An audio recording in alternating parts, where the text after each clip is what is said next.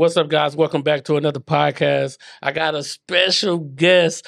Listen, I've been wanting to get him on, but I'm going to tell you something. Very intelligent, man. He's consistent at what he's doing, and, man, he making moves in the community. What's up, big dog? Talk to me. Appreciate you having me on. Yeah, man. So tell me a little bit tell the people about your brand and what you do. So I run an architectural design firm called Middle Housing Design Co. Come on. Pretty much what we do is we work on a lot of infill projects inside the city. So we do a lot of townhouses, duplexes. Now that the city passed this new ordinance, we're now getting into like smaller multifamily projects. So yeah, our whole thing is, we want to go into neighborhoods that most people wouldn't even think to go in and build in, and build stuff that is not just something to put on the ground, but something that is attractive, that makes people say like, yo, I love that. This place looking dope. So I see all your designs though. So like, and it's like they're very modern too though. They're very modern. And then I see you try to add like a little twist to like your design. So I want to go inside your mind as a neighborhood designer. Like what do that creativity come from? Do you look at other neighborhoods, or you just come like where that creativity come from? Well, first, everything come from God, straight up. Come on. What I'm saying? He the creator of all things. He gave me the mind. Yes. But real talk, sometimes like, man, like I could dream something and see it, and I might sketch it out. A lot of the stuff that we're building now is stuff that I actually sketched out and dreamed that's of good. and thought about like years ago, when I was working for people. I'm sketching and stuff like that. And they like, what you can't be sketching. I'm like, I got this stuff in my head. It got to get out. Come on. But a lot of times, a lot of it is researching, other projects, going to other cities. Last year, I took a trip to Atlanta to visit some neighborhoods out there. Come on. And got some good ideas. I actually did a whole video tour about it on my YouTube page. Actually, that wasn't last year. That was 2 years ago. So Okay. remember, it's 2024 now.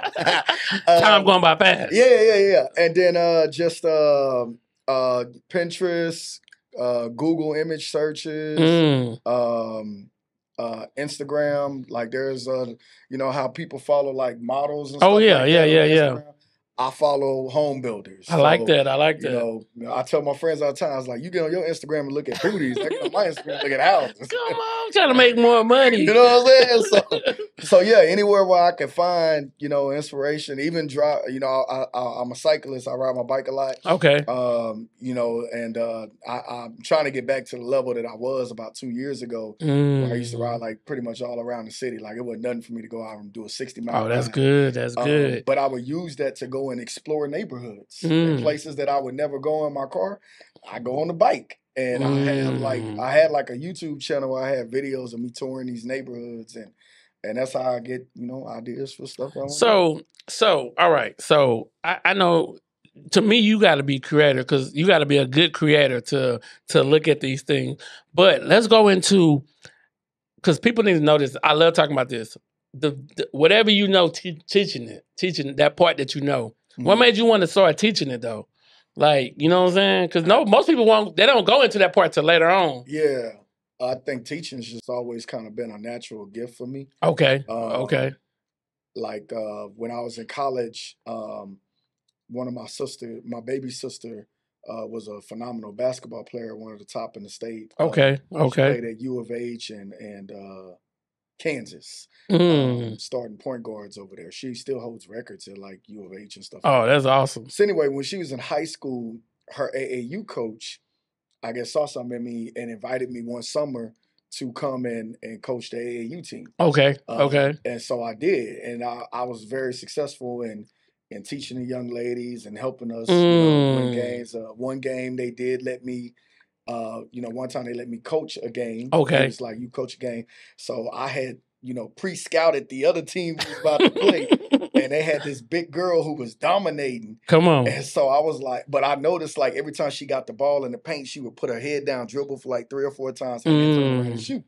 So I told my guards, I was like, hey, who's ever on the side next to her off the 3-point line, come get it. Come off your man, take the ball. Man, we ran the score up. Oh, they took her out the game. Oh, my God. That's crazy. And so, teaching people how to do things like that just kind of came naturally. And then, people was like, oh, you should do courses. You should do courses. So I did one, and it was very successful. Come on. And I just kept doing it. So let's go into the mind, because I think a lot of people have a problem with teaching what they know. Mm-hmm. So take us into that process. Like, how do you formulate what you know to be able to teach the masters?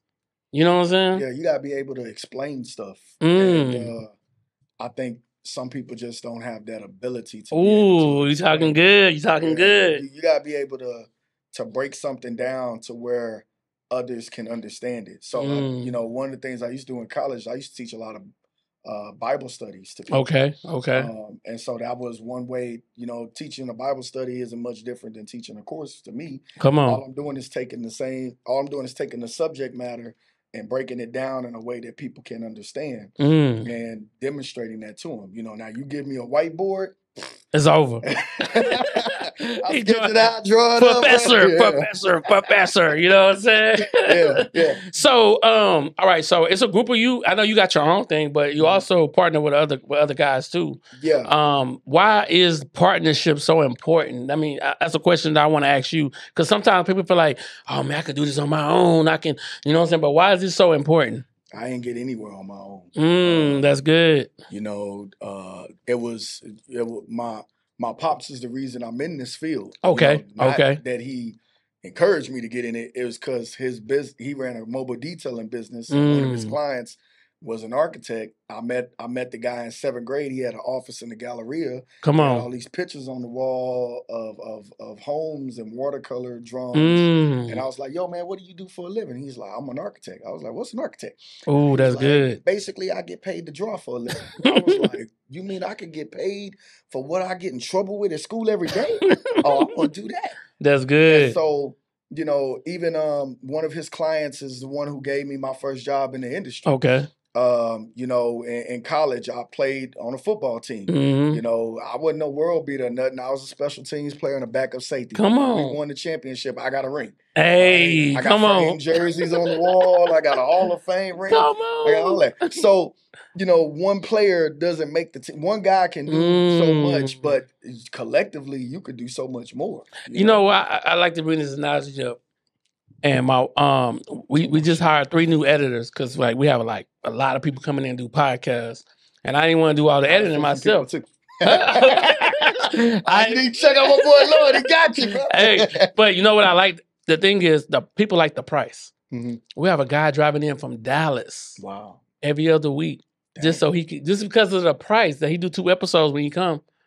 He brings switch of clothes. He got people, but he like that $285 price.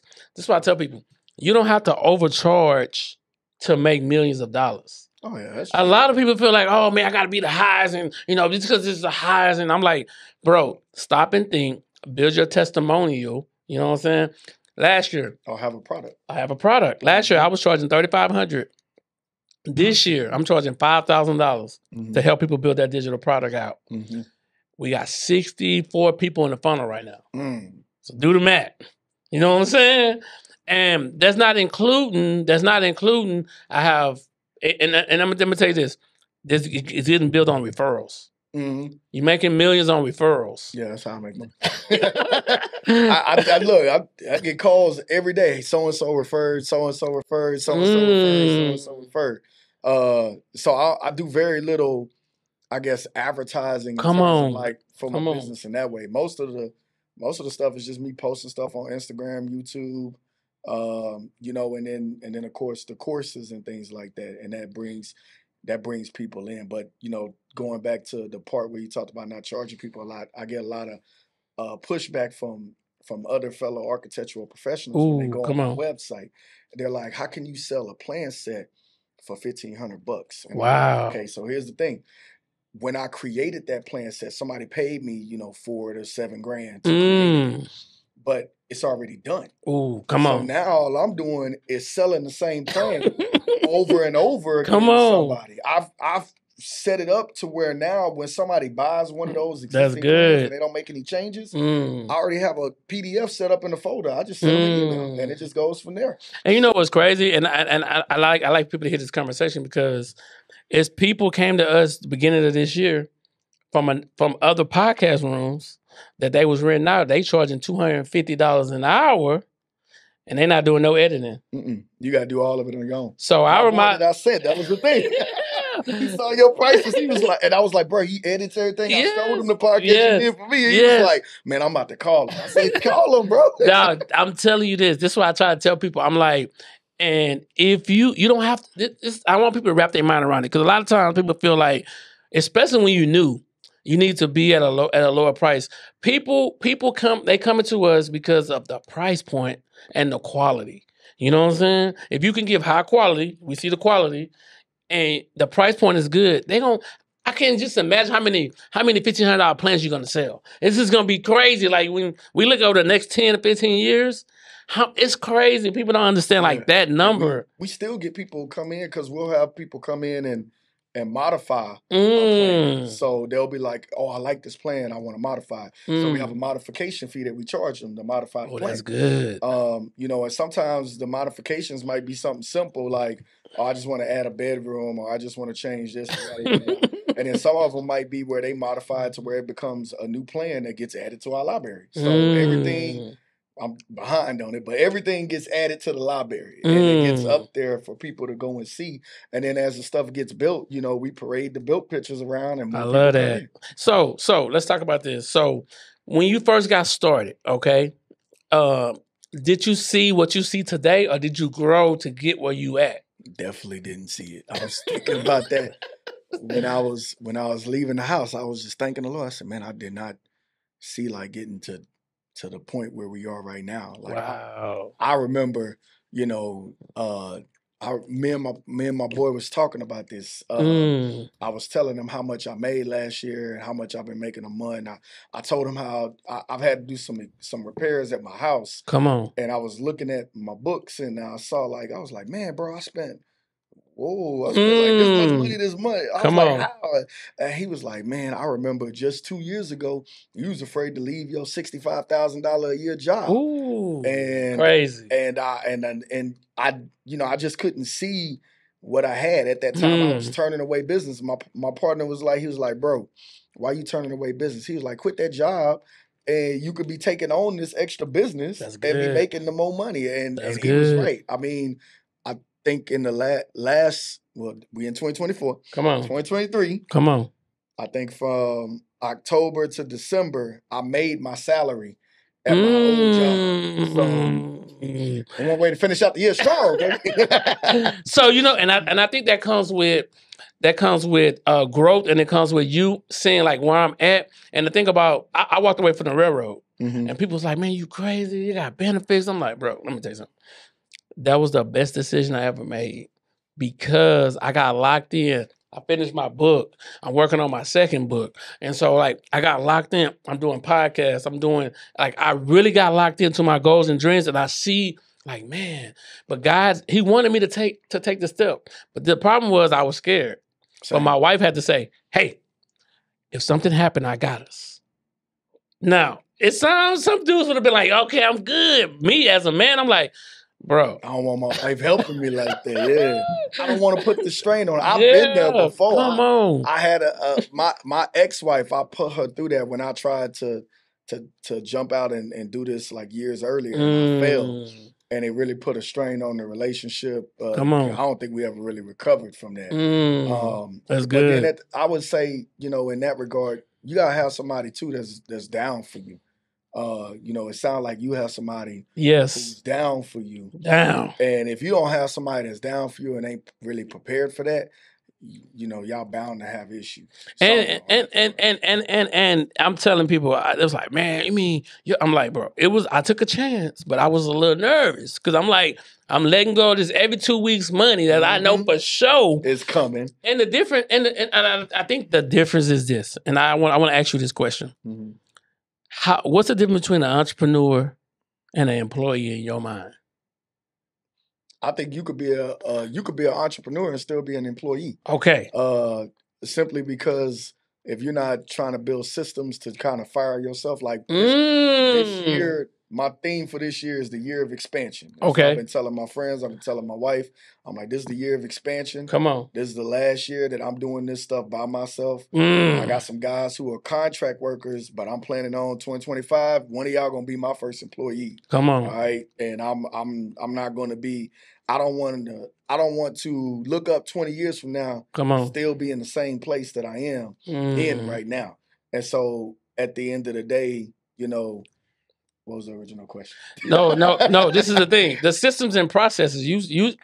What's the difference between an employee and an entrepreneur? That's exactly the systems and processes. So if you actually go and click on the link in my bio on my Instagram page, or if you go to the resource tab on my website, and click on any of my funnels, if you've been following me for a while, you'll notice that I've made some major changes over the past couple of weeks to my funnels. So I've upgraded my marketing a little bit. I created a bunch of new marketing materials, new mock-ups. I rebranded 2 of my ebooks. And I've stepped up the funnels a little bit more and made them look a little more, just added a little more pizzazz to it. And I'm setting those things up to where now I got a whole bundle package where you could buy everything at once. Crazy. And you could get all of it. And I got everything set up to where I like that. Things, I was telling one of my boys yesterday, I was like, yo, I know this person who sells courses, but they don't have any funnels or nothing set up. So when somebody makes a payment, they got to send it out. That's too much. That's too much work. And I'm telling them, I'm like, that's too much work, bro. I was like, my stuff's automated. Like somebody bought a course yesterday while I was sitting in my while I was sitting in the rocking chair with my 3-month-old rocking her. And I didn't, it was the day before. So they bought it. I didn't see it until the next morning. But they already back there watching it, doing their thing. Already got access, already got the PowerPoint, everything already automatically sent to them. They've been added to my email list. So when I send out the next email, they're already on there. Same thing where people go on my website. I added a pop-up to get people to go and sign up for my email list. The other thing I did too, I took all the prices off my funnels. The only funnel that still shows the prices is the bundle package. That's the only one. But all the other ones, I took them off. You know why? You know why? Either it's that new play that I'm using. What's up? Pay what you want.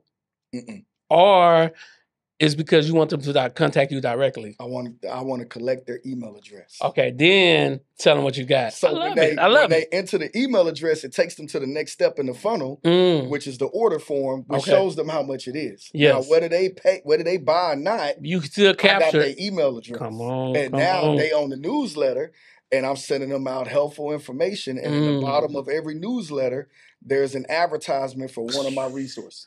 Listen. We got this. The pay what you want play is so cold. So you just set the minimum balance. So like, you make the video, collect the email, get to the next page. Next page have a video. Say, hey man, look, pay whatever you want. Now I'm putting on there $97. At least you can go. You know what I'm saying? So the value you think this is worth, you pay whatever you want. So then they type in $5 and say not enough. $30 not enough. For real, it tells them until they get to my number. They can't check out until you get to my number. That's interesting. So it's another play we run into. The live versus automated webinars. I'm giving y'all some game. Yes. Me and my wife got 14 plays that we running right now with automatic webinars. And so when I say automatic, it means when they go to the page, hey, what's up? I want to teach you about business and marriage, right? Put your email below. We'll send you a webinar, which is about 25 to 35 minutes. So is it an on-demand, like they can watch it right then and there? Okay. So they get to the next page, a timer say, start in 10 minutes. Be patient. Sends them an email, boom, boom, boom, boom. Whether they watch it or not, the next day send them a replay. And then the next day after that, it sends them a pay, all right? It's like, oh, now you can pay for it. Or they can pay for it when they watch it immediately. Listen what I'm about to tell you. It's the webinar is already done. So it's like right now webinars, on-demand webinars versus you having to get on live. I don't want to be on live. I want to already have the PowerPoint, everything going. Then you make a decision you want to buy or not. I just want to focus on driving traffic. That's the same. Yeah, and that's the it. Same thing. That's what, because I looked at my website. So from 2022 to 2023, okay, I saw the growth of my website. I think I had like maybe 2,000 visitors to my website in 2022. I had 50,000 visitors to my website in 2023. So that's when I was like, well, shoot, if I got 50,000 people coming to my website, I need to be capturing their email addresses because they might just be going on there looking at the plans and they might not never buy anything. Come on. If I get their email address, so it's a website pop, it'll pop up until you put this. So even if you close it and go to another page, it pops right back up. Like, hey, we need your email address. I'm here. Yeah, we need you. So I like, okay, if I collect your email address, I get you on the newsletter. The newsletter is where I give y'all some free game. I'm just picking. I might just pick out something from a course, or an excerpt from one of my ebooks or something, and show a little paragraph, or if you want to learn more, click here. Then they go to the funnel. They go in the funnel. There ain't no prices on the funnel. They got to click and put the email address in, but I already got the email address. Then they go in and they can go. So I've already seen the power of the newsletter, because I've seen people who have originally came in and subscribe to the newsletter and didn't buy anything, and then a couple weeks later they buy an ebook. So and I tell myself, 2024, I'm only focused on the 3 C's. Number 1, consistency. I would not go one day without posting a video. See, I gotta get better at that. Okay, I see you though. You've been posting though. I'm like, oh, hey, he said he gonna post. I just got my team. We just hired a team this week. So I told them the goal is 3 to 5 a day. Okay. Second thing is content. I want to make content that's controversial. All right. And I want to make content that's educational. So like controversial content. Example, you tired of working at your job, but you still there? Listen, man, you can be an entrepreneur, but you too lazy. That's controversial. You know what I'm saying? Oh, man, I was on a podcast I don't know if it's a podcast. Come on. Or what, No Stingy Energy. Yeah. They were talking about men failing financially. So I saw that. I actually got on YouTube just to edit my YouTube. Crazy. And I saw it and I clicked on it, and Brian had sent me the link. He was like, yo, pop on. I was like, all right. So I hopped on and he was like, what you think about this? I was like, well, I'll be real with y'all. My goal is to retire my wife. She's a school teacher. My goal is to build my business up that's why it's the year of expansion. Build my business up enough that my wife doesn't have to work. Now, if she wants to go and teach, I love it. She can, but she ain't got to, because I got it all held down.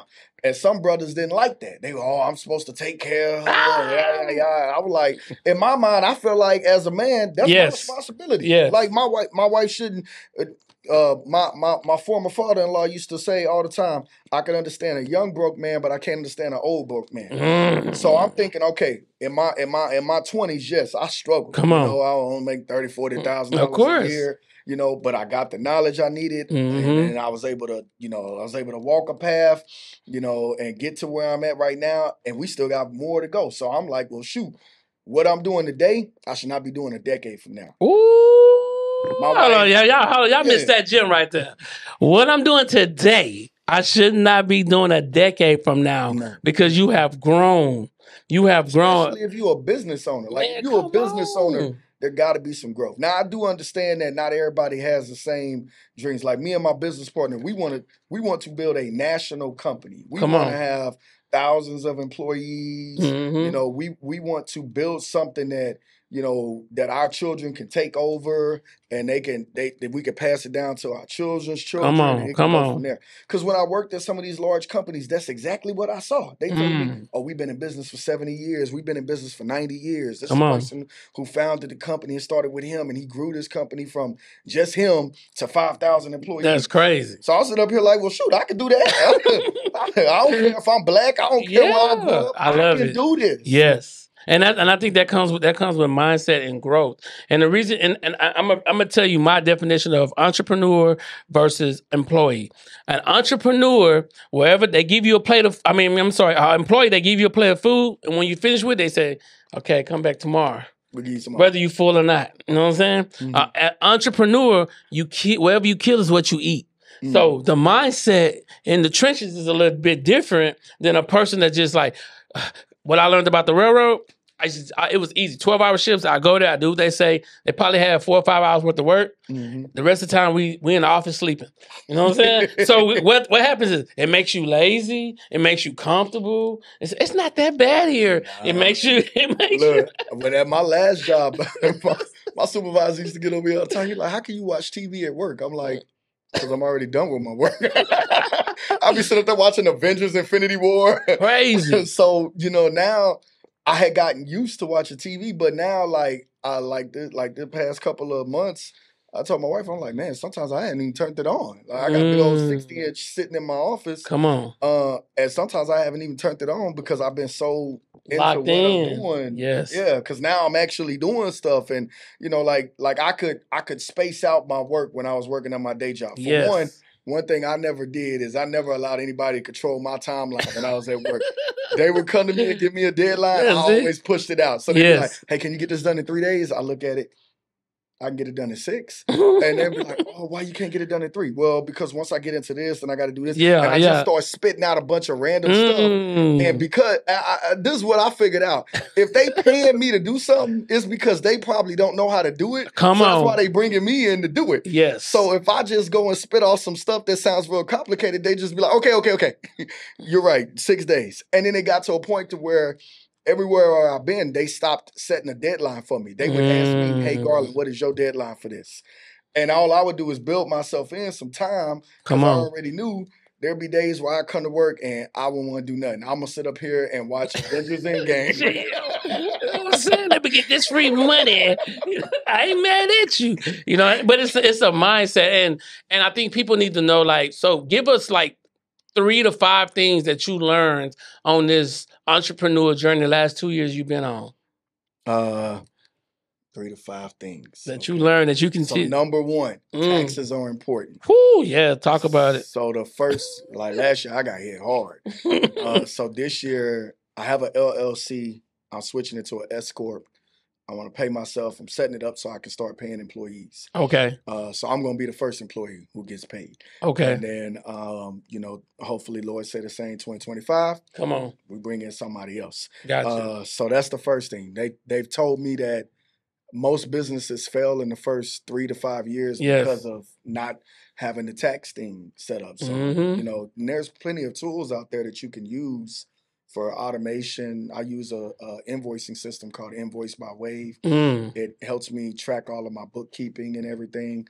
So that's the first thing, taxes. The second thing is finding ways to work smarter and efficiently. Yes. I know a lot of people, they're very inefficient, so they have to work extra hours. And that leads me to point 3. Set your hours and make time for your family. Ooh, that's good. So last year, 5 o'clock was my cutoff. This year is 4 o'clock because I started getting up an hour earlier. So I used to get up at 6 a.m. Now I get up at 5 a.m. Okay. So I start my day an hour earlier. All right. One thing I don't do, I don't take any calls after 5 o'clock, really. So I might let somebody call me at 4:30, depends on the day. But after 5, I don't answer anything. If they send me a text, I schedule the message to go out the next morning. Any emails that come through, I just swipe them off my phone. I don't really answer the emails on my phone anyway. If I can't get what I need to get done in my normal working day, then that means that I have too much on my plate. And I need to start handing work off. One of the best things I did, or one of the best things that happened for me in 2021, was it 2020? No, it's 2024. It's 2022. Okay. My wife helped me find this drafting house out in India. And that sped my production up. Because all I had to do was set up the files, send it to them. They create the entire CAD, the entire construction for me. And their turnaround time is usually like 2 to 3 days. So while they're working on the CD set, something that would usually take me like 4 to 6 days to do, I'm working on other plans to send to them. So now that's good. I'm able to get guys here to take over that part of setting up the model to send to them. So whenever a client approves a design, I upload the file, send it off to my guy.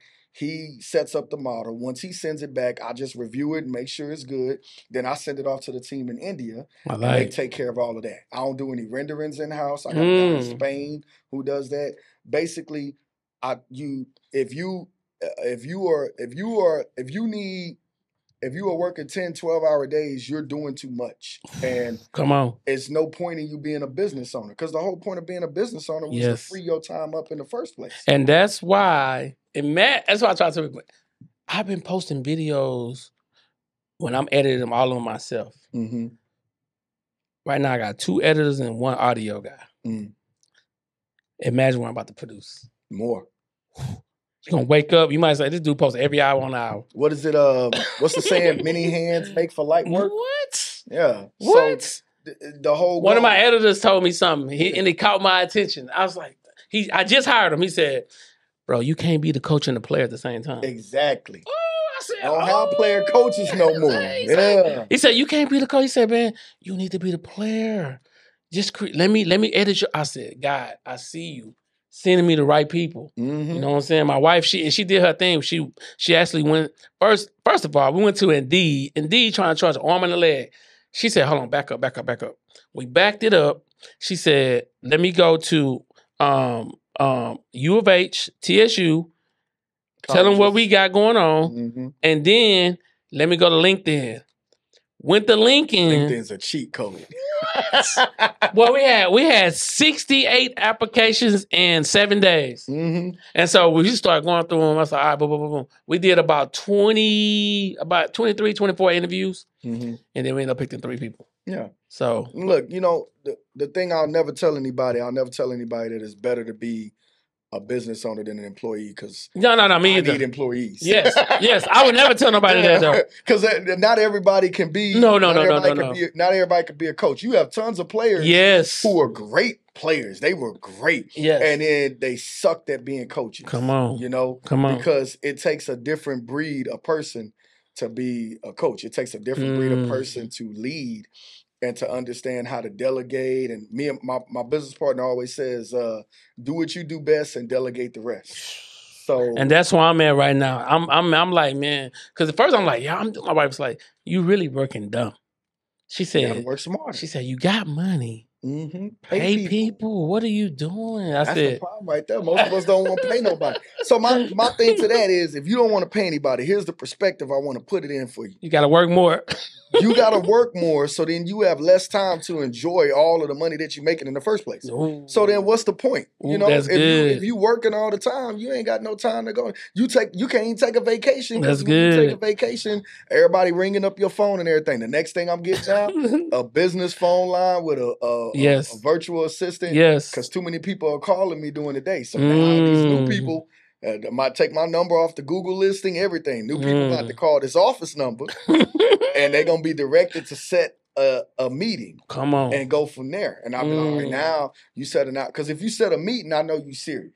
So my last thing is, I told you, consistency and content. My last C is I'm building this $77 a month community. Man, I got to talk to you about it because I saw Andre had one too. I'm like, man, how y'all build these little communities? See, the only thing I look at, all right, okay, come on, is with the community thing. I just want to know how much time I got to invest. Okay, so look, so let's talk about it a little bit. So y'all get some free game real quick. I'm gonna tell y'all. So what the thing is that I'm only doing 8 episodes. All right, I'm only doing 8 1-hour trainings. All right. I'm doing 1 on Mondays and 1 on Fridays. Okay. All right. Some weeks, if I can't make it, I'm going to pre-record it and upload it. When I can make it, then I'm going to do it live. And I'm still recording it while I'm on live. So then people can watch it. So they can go and watch it. Now, I'm building a team of 200 affiliates to push it. And they're going to get $17 a month. So if they bring 100 people, you getting $1,700. I'm taking the 60. You see what I'm saying? It's a different perspective, a different mindset. So I'm building the affiliates, then I'm building the community, and it's the Why Now Is Your Time Nation community. Got you. You know what I'm saying? Okay. Yeah, I just got my first affiliate, and I was telling my wife about it. I was like, yeah, this person here, an Instagram influencer. Okay. That's a real thing. Come on. People be telling me about that stuff all the time. They be like, oh, it went viral. I'll be like, okay, how many people hit the pay button? The pay button. I don't care about views. I don't care about views. I don't care about follows or none of that stuff. I know people who have 8 times as many followers and not making no struggling. Money. Yeah, because they ain't got nothing set up. They ain't got nothing off. You just got people who go on there and like your stuff. It's easy to push. This is the thing. You know what's crazy? I have people sit there with 1 million followers and barely making $100, $200, $300 a month. So I tell people all the time, I don't care about followers. My mission and my goal, I wrote this vision down. I said 1,000, the project 1,000. I'm getting 1,000 people to pay $77 a month. All right. So that's my focus. But I'm gonna have 200 affiliates pushing it out, and of course, I'm gonna be pushing it too. But they're gonna be pushing it out so we can build the community to the highest level. See, I'm fine with that. If you an affiliate, I mean, if you somebody you got a high follower count, and you want to be an affiliate, come on. That's it. I don't mind you putting my stuff in front of more people and things like that. I'm fine with that too. But at the same time, if you got a lot of followers and you ain't got nothing to sell, you just want a popularity contest. And the thing what people mess up too though is to become an affiliate, you gotta actually fill out the form so that you can actually you gotta get reported by the IRS. So it's not let me slide you $17 a month per person on the table. It's what's your bank account, what's your social security number, first and last name, your address. You're a real affiliate. So we're not in this let me try to get rich. Nobody gotta know I made $20,000 off the Lord. The IRS don't know. I gotta report everything. See, that's another mindset thing that again, it goes back to that first thing I talked about, taxes. So I was talking with a CPA this morning. I'm interviewing CPAs because I'm trying to, again, switch my corporate structure over to an S corp. Come on. And, he was talking, he was like, do you do a lot of write-offs? I was like, nah, I don't really care to do write-offs. I want to show the government what I made. And I said, the reason I want to show them what I made, I don't want to write off and lower my income is at the end of the day, whatever I can prove to the government that I made, I can prove to a bank. So if I can prove to the government that I made, 6 figures, now I can go to the bank and get a loan, or I can get a line of credit, or I can get, access to different products that aren't available for people that don't make any money at all. Like they got personal bankers and stuff like that. My CPA was like, you make enough to have a personal bank. I was like, oh, I call my bank. And that's what's good though, because now I tell people every day, and I got backlash for this year. I said, I'm like, man, people like, you come to my vision board party? Are you having one? I said, I don't need a vision board party, nor do I need to go to one, because I'm living in my vision every day. They said, huh? What you mean? I'm like, bro, I preach myself. I wake up, I get the podcast, I get to spend time with my wife. We go to the same building. I get to do the things I enjoy. I get to make videos. I get to enjoy what I love to do. So what I need a vision board for? Well, I think some people probably need it, but I'm saying everything I wrote on my board, I already accomplished it. You know what I'm saying? I think that makes sense. Most people do it for motivation. Why do you think motivational speakers make so much money? That's true. Me and one of my other teammates, my brother, we live in Florida. We always say all the time, I don't need nobody to motivate me. I can motivate myself. I can get up. But that's that athlete in us. Yes. We look at it at me and my boy was talking about it yesterday. Our defensive coordinator used to tell us all the time, like when the first time we beat Grambling, he was like, he gave us this whole speech about burning our ships. And he was talking about how the Vikings, whenever they would go to conquer a new land, when they made landfall, they burned their ships. Ooh, that's and good. Basically said, like, we gonna conquer this land or we gonna die here. Ooh. And so our coach was like, look, either we gonna win here, or we gonna die. We done burned our ship. So halfway through the game, we in the midst of it. Coach came over to the sideline. They had just scored a touchdown. They done took the lead, the band playing everything. Coach said, hey, look, we done burned our ships. Either we gonna walk out of here with a dub or we dying on this field tonight. Let's go. We ended up winning that game. Mindset. It's their mind, yeah. So we don't, I feel like we've already been built up with enough motivation for the rest of our life. So I don't need a motivational speaker. I don't need a vision board. I'm like, yo, it's 2024. All right, that's Kobe year. I'm gonna turn up. Mentality. I'm gonna turn up. We gonna expand. We finna get that 5th championship ring. We finna look at all these bums and see who getting traded, like Kobe used to say. Come on, let's go. So I like the fact, though. I want to talk about this. So I'm about to tell you a word. All right, this is one of my word games I play. I got 5 different analogies. So you tell me, do you need both or you need none of them? Okay. Motivation or money? I'll take the money more. Need the money more. Yeah, it a lot. Well, for one, money is just a tool. That's true. And most people, the reason you don't have it is because when you get it, it's already earmarked for spending. Okay. If you really gonna make real money, you need to learn first how to manage the money that you currently have. Ooh, that's good. You need to be tracking it and everything. So, but money is a tool. I look at it as, okay, we're making this money, cool. We can start doing some good in the community. We can start sponsoring events and stuff like that. We can start, helping out others. We can start investing in other things. We can take the money and go and buy stuff for ourselves, but we can also invest it in areas, where it needs to be invested, and we can help out things. It's a tool. I love that. Next one.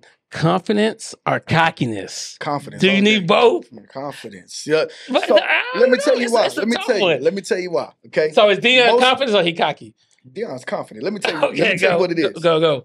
When I at my last job, okay, one of my coworkers had mentioned one day, it was like after I've been there for maybe like 4 or 5 months, she mentioned that I was cocky. And I corrected her in the meeting. I was like, no, ma'am, I'm confident. You just haven't seen a confident person, so you mistake it as cockiness. Ooh, come on, talk to him. Most people haven't seen confident people, so when they see confident people, it's come off as cockiness. Yeah. Okay, I got you. Cockiness is somebody who's definitely over the top. Like I'm a lad, yada yada. Yeah. I'm the people that think that they can do everything on their own. Confident people know. Like for me, I wake up and I say, God created me to do this. That's where my confidence comes from. God created me to do what I'm doing. So when somebody tries to cheapen what I'm doing, I nut up on them. Somebody argue with me about my prices, I say, no, sir. Check my record. Go on Google, bro. Look us up. Yes. We do good work. I don't need you to insult me that way. Yes. And some people might look at that as cockiness, and I'm like, no, it's confident. I know who I am. So yeah. I mean, and I'm actually because some people say you need both. All right, next one is passion or purpose. Oh, you need both of those. You need why? One of my favorite. I know I say I don't need motivation, but one of my favorite motivational videos that I do listen to once in a blue moon is I can't remember who the cat is, but he says E.T. No, it's not E.T. It's another guy. I can't think. Inky Johnson? No, it's not Inky. Okay, it's not one of those. Okay, it's an older cat. Anyway, I'll send you the video. Okay, and maybe you can figure out who it is. The dude says in the middle, at one point, he says, "Live your life with passion. Live your life with some drive." And it makes me think about, when I played sports. We had that passion and that drive. We would go out there and attack the workout. We would go out there and attack the practice. When I go out and ride my bike, I like to do sprints. I like to attack. I like to see if I can push myself to get over 35 miles per hour. Ooh, that's good. And I'm not training for anything. I'm not racing anybody. I'm training myself. I love it. That's all I need. So the passion, that's where it comes in. That's what drives you. And then the purpose is what gives you direction and where you're going. You can have people who have passion and have no purpose, and they just out here doing a bunch of crazy stuff for no reason at all. That's true. Need both, because purpose is purpose is like GPS. It's letting you know where to go. Come on. And then passion is like you mashing the gas pedal and going fast. I drive a Hemi, so I love to get in my Hemi and hit that gas. I'm like, oh, I go around you. So which one more important in today's economy? In today's passion? No. Content or consistency? Ooh. I think you can have good content, but it gets wasted because you don't have the consistency. So I'm a big discipline man. Okay. So consistency is always going to be on key for me, because I know that most people just aren't disciplined enough to be consistent. Like I said, I get up 5 a.m. now. Okay. Come on. When I was in college, I hated getting up in the mornings. And my coach put me in the 6 a.m. workouts, forced me to get up at 5:30 every morning. Did that for 3 years. Come on. And then when I was a graduate senior on the team, all my classes were at night. So he wanted to move my workout to 10 a.m. I got mad. He was like, I remember when you used to complain about getting up early, and now I'm giving you the opportunity to sleep in and you complaining. I'm like, Coach, you didn't have me spend the last 3 years and now I can't sleep late. You know the 30-day theory, huh? Yeah, you do something for no. If you wake up for 1 year at 5 o'clock and don't go sleep to 10, you gain 30 days more than the next person. Well, cool. I go to bed at like 9:30. Look, no, for real. Because if you do the math, like all those hours, you gain more than 30 days in the next person.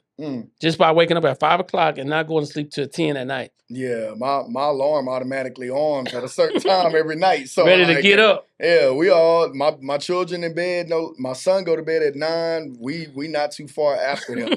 You know, so I my friends already know. Then don't call me. Don't invite me to anything after 8 o'clock. My friends, we have maybe the weekend. Maybe the weekend. Now, you know, the weekend. I'd be like, I'm having this party at 8 o'clock. 8 o'clock is my bath time, brother.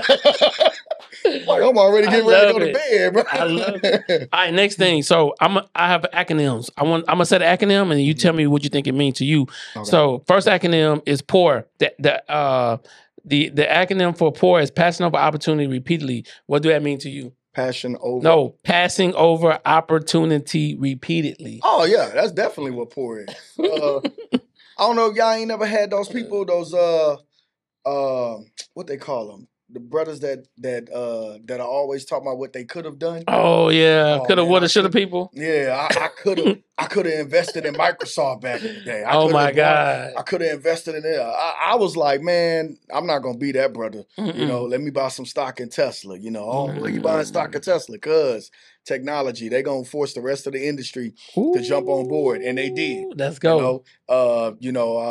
Apple, all that. I don't even have an Apple phone. I have a Samsung, but I'll buy Apple stock because I already know half of y'all fools gonna go out there and buy Apple phones. I got Apple phone, so I ain't even gonna lie. I'm that person. And I'm like, shoot, my sister buys a new phone every year. I'm like, well, shoot, thank you, because every phone that you buy, I'll take it. Yeah, that's a dividend in my pocket, you know.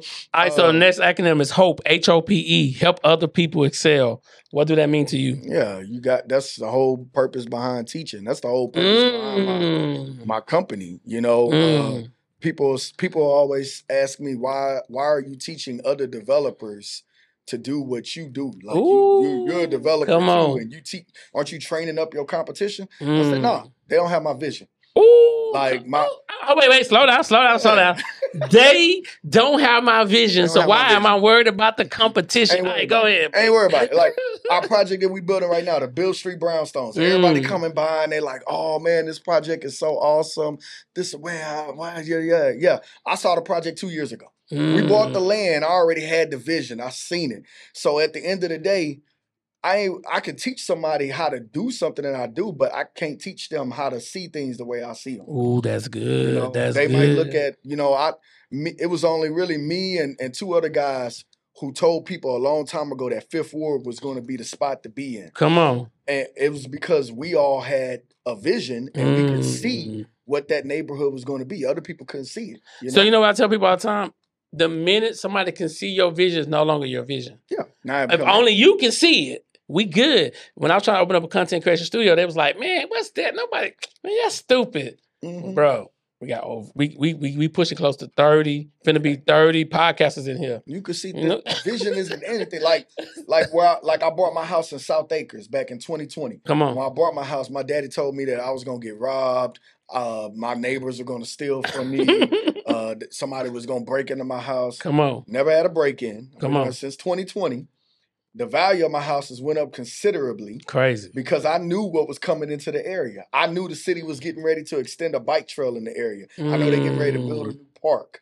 I knew that we were building. My company wasn't even really in existence yet, but I saw new construction happening in the area. Me and my boy bought a lot down the street Come on. And built the duplex. Come on. Come on. And sold them for $360 a piece. My dad walked in, he's like, I don't even understand how you can sell something over here for $360. Like, this neighborhood is looking terrible. I'm like, yeah, they couldn't see it. Yeah, come on. What it's about to be. I can see. I'm like, hey, okay, yeah, you go out to the suburbs. I'm gonna chill right here and watch my equity shoot up while we building more stuff. And now they building tons of stuff around us now. So I know it's only a matter of time before the major grocery chains start popping up in the area because there's more housing. The thing about one of your business partners, what he said the minute you see the cats and the dogs walking themselves. Yeah. That's the area to be in. Yeah. I say if you see prostitutes and crackheads, that's the area we want to be in. Yeah. I love it. All right, so this part, I'm gonna throw you the alley hoop. If there's any questions you want to ask me. Okay. So we got like another 11 minutes. Is there any questions you want to ask me? You right now. Okay, so yeah. So my question would be, let's see. So how did you, what prompted the vision for a content studio? Man, in 2018, we was inviting people to our house. We had 4 people wanted to rent our house out for podcasting. Now, we not pandemic podcasters. We was podcast 2018 before it was even a thing. You know what I'm saying? And so I told my wife, I was like, you know what? Dang, we might be get a studio. First thing she said was, I don't know how much it's gonna cost. I was like, I don't care about the cost. I said, let's figure out this journey. And man, we started it, and man, I became what I was looking for. What I learned about a lot of businesses, a lot of entrepreneurs, I call them pump faking entrepreneurs. They don't have an offer. They don't have a website. So you pump faking as an entrepreneur, you don't have a ball in your hand. You don't got nothing. You don't have nothing. And I see them, I meet them. I'm like, bro, where's your website? I'm on social media. No. You're not listening to what I'm telling you. Where is your digital equity? You need. Come on. Because listen, I tell people all the time, Pinterest and Google are your best friends. Come on. Most of my traffic on my website doesn't come from my social media page. Come on, man. It tells me where my referrals are. Google and Pinterest. That's the main two. And it goes straight to the web. More people are willing to work with me because I have a website and because I have a business address. Now I have a co-working office that I work out of, but me and my business partner, our goal in the next year or two is to buy a commercial building and use it as a co-working center that we can also double as our office. I love it. And so that's what prompted it. People was asking, so we did it. And then look at it now. I mean, we've been podcasting for 6 years. Last year we did our first podcast gala. And we had over 110 professional Black people there. And man, it was good. I'll be peeping, bro. I'll be like, okay. We moving. But it's a consistency though.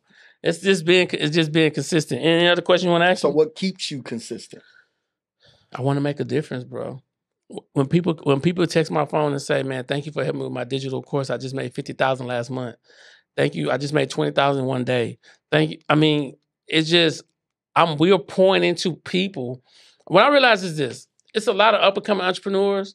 And there's a lot of people who I call them wantrepreneurs. They want to be an entrepreneur. They want to be one, but they haven't put the right, you said earlier, systems and processes in place so that you can be hands-free. I'm big on being hands-free. You know what I'm saying? And so the less work I can do. Man. and I love creating content. So I got receipts. I was one of the first person on YouTube. If I show you the old version of me, you're gonna be like, oh, this who this guy was? I'm like, that is the old version of your boy. So I'm like, I'm about to show it to you too. You're gonna be like, oh my God. All right, any other questions? So okay, so you looking for the YouTube thing. Let's see. So we said what we talked about what keeps you consistent, talked about how you get started. Well, you kind of already talked about what your plans for expansion are. Well, right now, I'm coming to you soon anyway, because I'm gonna need your skills so we can build our building. Okay. I want to build a building, a 16,000 square foot building. Okay. Content creators. Okay. It's called a content creation house. Okay. Got receipts. 11 years. You got receipts, yeah, man. though, yeah. So you got receipts. I mean, you know, the thing that I see too is you have something that you've wanted to do for a long time. Yes, and I'm finally getting there. Yeah. So talk about that journey, because a lot of people. It's been lonely though. You know why? Because people didn't believe. Yeah. And then because they can't see. Yeah, you try to tell them like, man, it's like, man, wait, go to work. I started my first business at 18, back in 1998. I'm dating myself. In 1998, I started a video game company called Digital Elements. I brought in 8 other people. We tried to do the video game thing. It didn't work out because we didn't have all the right pieces to the puzzle. Then when I hit 19, I started a graphic design company called Digital Elements. I was going to San Jack, so I got an associate's degree at San Jack with just a graphic design degree. And so after that, I didn't know how to make money. So what do? Your family say go to work. I have to go to work. And so I went into pipe design engineering, and then I backdoored that, and I went to the railroad. And then at 40, I'm 43 going on 44, I became job free. So you know what I'm saying? That's the journey, though. A lot of people, you know, that's a good gem for anybody out there who you in your 20s and you thinking like you're not enough or nothing like that. And like, I'm 34. My business, I didn't have my first 6-figure year until I was 32. Come on. 30. Let me see. It's 2020. Yeah. So then, okay. So I turned 30. I turned 35 this year. So 33. I didn't have my first 6-figure year until I was 33. Come on. All right. I had to work, you know, and get there. Like, you have to gain experience. Like, nobody knows you. Like, yeah, some people do get out and, you know, 18, 19 years old, they have to make a lot of money, but that's not the case for a lot of people. And I think it's important to highlight the journey. Like, I started off working for a landscape contractor making $9 an hour. Come on. Then I got my first job with an architectural firm making $32,500. Crazy. Come on. Okay. My next job was $40,000 a year working for a production home builder. Come on. Then I wanted to try my hand out at being like a real estate agent. So I kind of struggled for 2 years and I had to get back on my feet. I ended up working 2 jobs. I ended up working for the Houston Astros as a security guard, which is where I fell in love with baseball. Here's the crazy thing. I used to tell my friends all the time, you couldn't pay me to watch baseball. Then somebody paid me to watch baseball and I fell in love with it. I'm a huge baseball fan. That's crazy though. That's crazy. I had to do it. You know, I did Uber and Lyft and all that. You know, when I was struggling, I hated it. Come on.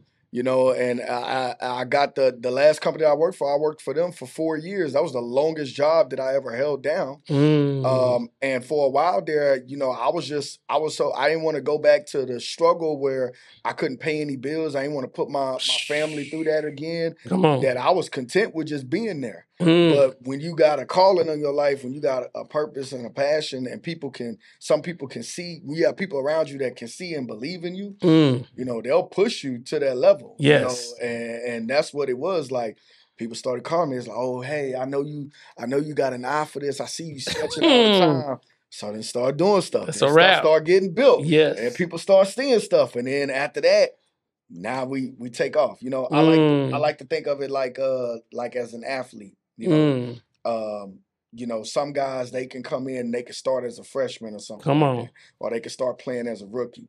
But then some guys, they need some time. They build and they get something that might last a lot longer than that guy who was hot when they first started. That's good. That's good. You know what I'm saying? Tom Brady. Me and my boy was talking about this last night. Tom Brady was drafted in the 6th round. There was like 7 or 8 other quarterbacks drafted ahead of him. Come on. He was a bench rider behind Drew Bledsoe. Drew Bledsoe got hurt.